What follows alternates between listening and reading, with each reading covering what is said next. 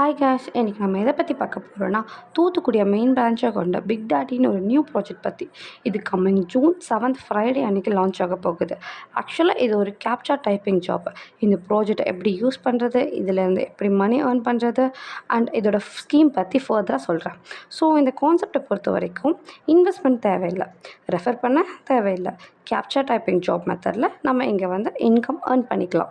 Free plan validity, அதாவது எந்த விதமான மணியும் பே பண்ணாமல் இந்த ப்ராஜெக்டில் நம்ம ஜாயின் பண்ணிக்க முடியும். அந்த join பண்ணியிருக்கக்கூட ஐடியோட validity 150 days.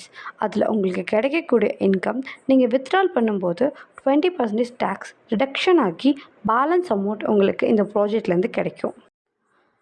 The big daddy அப்படின்ற பிளாட்ஃபார்மில் நமக்கு மல்டிபிள் டைப் ஆஃப் பேக்கேஜஸ் இருக்குது. அதாவது ஃபஸ்ட் பேக் ஃப்ரீ பூஸ்ட் அப்படின்றது 500 rupeesல இருந்து வரும். நீங்கள் அதை பே பண்ண தேவையில்லை, அது ஃப்ரீ பூஸ்ட் தான்.